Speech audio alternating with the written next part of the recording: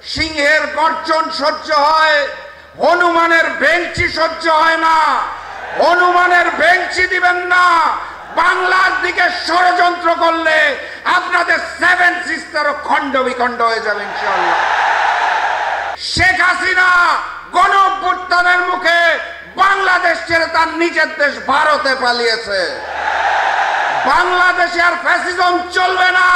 ছাত্র শিবির হচ্ছে সেই সংগঠন দেশের দুর্যোগে যারা সবার আগে ছুটে যায়, বন্যা হলে যারা সবার আগে ত্রাণ নিয়ে যায়, দেশের প্রয়োজনে যারা বুক পেতে দেয়, যারা আগামী দিনের বিজ্ঞানীকে সৃষ্টি করার জন্য সায়েন্স ফেস্ট করে, জুলাই অভ্যুত্থানকে ধারণ করে চিত্র প্রদর্শনী করে, আগামীর বাংলাদেশকে গড়ার জন্য যেই ছাত্র সংগঠন কাজ করে তার নাম বাংলাদেশ ইসলামী ছাত্র শিবির।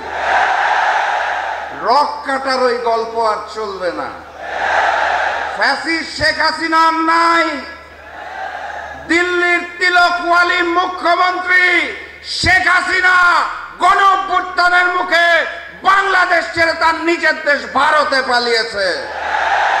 বাংলাদেশে আর ফ্যাসিজম চলবে না। ভারতীয় আগ্রাসন আমরা আর মেনে নেব না।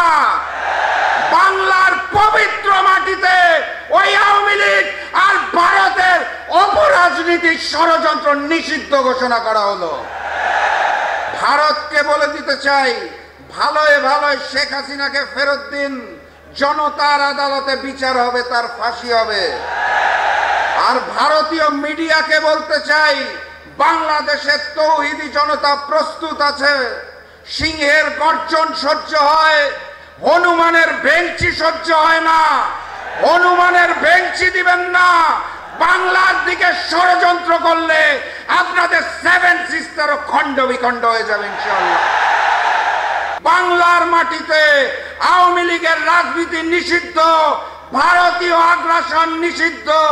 আগামীর বাংলাদেশ হবে এবারের গণঅভ্যুত্থানের চেতনার মাধ্যমে নতুন বাংলাদেশ, বিপ্লবী বাংলাদেশ, ইসলামের বাংলাদেশ।